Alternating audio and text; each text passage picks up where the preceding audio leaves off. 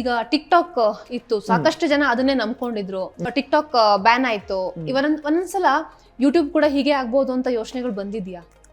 Of course ma'am ಇವಾಗ ಏನು ಗೊತ್ತಾ, ಇದನ್ನ ಸಿಂಪಲ್ ಆಗಿ ಬ್ರೇಕ್ ಡೌನ್ ಮಾಡೋದು ಅಂದರೆ, ಈಗ ನನ್ನ ಕಂಪ್ನಿಯಲ್ಲಿ ಕೆಲಸ ಮಾಡ್ತಾ ಇದ್ದೆ, ನನಗೆ ಇನ್ಶೂರೆನ್ಸ್ ಇತ್ತು.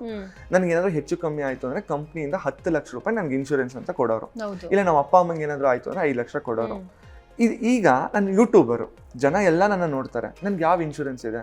ನನಗೆ ಇನ್ಶೂರೆನ್ಸ್ ಇಲ್ಲ. ನನಗೆ ನಾಳೆ ಹೋಗ್ತದೆ, ನಂಗೆ ಏನೋ ಹೆಚ್ಚು ಕಮ್ಮಿ ಆಗಿ ಏನೋ ಒಂದು ಆಕ್ಸಿಡೆಂಟ್ ಆಯಿತು, ನನಗೆ ಯಾರೂ ಇನ್ಶೂರೆನ್ಸ್ ಪೇ ಮಾಡೋರಿಲ್ಲ. ಅಂದರೆ ಕಂಪ್ನಿ ಕಡೆಯಿಂದ ನಾನು ಮಾಡಿಸ್ಕೊಂಡಿರ್ಬೇಕು. ಒಂದು ಯೂಟ್ಯೂಬ್ ಓಕೆ, ನೀನು ಇಷ್ಟು ವರ್ಷ ಲಾಯಲಾಗಿ ವೀಡಿಯೋಸ್ ಹಾಕಿದ್ಯಪ್ಪ, ನಿನ್ನಿಂದ ನನಗೆ ಇಷ್ಟು ರೆವೆನ್ಯೂ ಜನರೇಟ್ ಆಗಿದೆ, ನಾನು ನಿಂಗೆ ದುಡ್ಡು ಕೊಡ್ತೀನಿ ಅಂತ ಯಾರೂ ಬರಲ್ಲ. ಹೌದು, ಇದು ಮೇನ್ ಕಾನ್ಸೆಪ್ಟ್. ನನ್ನ ತಲೆನಲ್ಲಿ ಇದೇ ಬಂದಿದ್ದು, ನೀವು ಯೂಟ್ಯೂಬ್ ಇಲ್ಲ ಅಂದರೆ ಏನು ಅಂತ ನನಗೆ ಫಸ್ಟ್ ತಲೆಗೆ ಬಂದಿದೆ.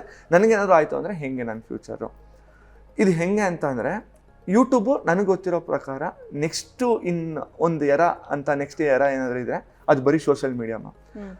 ಇದನ್ನು ಎಷ್ಟು ಹಾನೆಸ್ಟಾಗಿ ಹೇಳ್ತಾ ಇದ್ದೀನಿ ಅಂತಂದರೆ, ನಾನು ಅಷ್ಟು ರಿಸರ್ಚ್ ಅಂದರೆ ನಾವು ಪ್ರತಿದಿನ ಕೂತ್ಕೊಂಡು ಓದ್ತೀವಿ.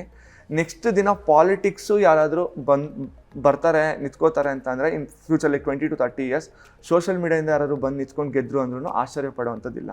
ಬಿಕಾಸ್ ಸೋಷಿಯಲ್ ಮೀಡಿಯಾ ಅಷ್ಟು ರೂಲ್ ಮಾಡ್ತಾ ಇದೆ. ಪ್ರಾಬಬ್ಲಿ ಇನ್ಸ್ಟಾಗ್ರಾಮ್ ಬ್ಯಾನ್ ಆಗ್ಬೋದೇನೋ, ಇಲ್ಲಾಂದರೆ ಟಿಕ್ಟಾಕ್ ಬ್ಯಾನ್ ಆಗಿರೋ ಥರ. ನನಗೆ ಗೊತ್ತಿರೋ ಪ್ರಕಾರ ಇನ್ನೂ ಒಂದು 10 ವರ್ಷವರೆಗೂ ಯೂಟ್ಯೂಬಲ್ಲಿ ಯಾವುದೇ ರೀತಿಯೂ ತೊಂದರೆ ತಾಪತ್ರೆಗಳಂತೂ ಆಗಲ್ಲ. ಇನ್ ಕೇಸ್ ಆಯಿತು ಅಂದ್ರೂ ಅದಕ್ಕಿಂತ ಸ್ಟ್ರಾಂಗ್ ಆಗಿರೋದು ಇನ್ನೊಂದು ಏನೋ ಒಂದು ಬರುತ್ತೆ. ಆ್ಯಂಡ್ ನಮ್ಗೆ ಏನಾಗುತ್ತೆ ಅಂತಂದರೆ, ಯೂಟ್ಯೂಬ್ ಕಮ್ಯುನಿಟಿಯಿಂದ ನಮಗೆ ಗೈಡ್ಲೈನ್ಸ್ಗಳೆಲ್ಲ ಬರ್ತಾ ಇರುತ್ತೆ. ಪ್ರತಿ ಸರಿನೂ ಒಂದಿಷ್ಟು ಫೀಚರ್ಸ್ಗಳನ್ನ ಆ್ಯಡ್ ಆನ್ ಮಾಡ್ತಾ ಹೋಗ್ತಾ ಇರ್ತಾರೆ, ಎನ್ಹಾನ್ಸ್ ಮಾಡ್ತಾ ಹೋಗ್ತಾ ಇರ್ತಾರೆ. ಇನ್ನೂ ಬೆಟರಾಗಿ ಏನು ಮಾಡ್ಬೋದು, ಪ್ರೈವಸಿ ಪಾಲಿಸೀಸು, ಬ್ಲೀಚಸ್ಸು, ಎಷ್ಟು ಮಟ್ಟಿಗೆ ಇವಾಗ ಈಗ ನಿಮ್ಮ ವೀಡಿಯೋನ ನಾನು ತಗೊಂಡು ಅಪ್ಲೋಡ್ ಮಾಡ್ತಾ ಇದ್ದಂಗೆ ನನಗೆ ಕಾಪಿರೈಟ್ ಬರುತ್ತೆ.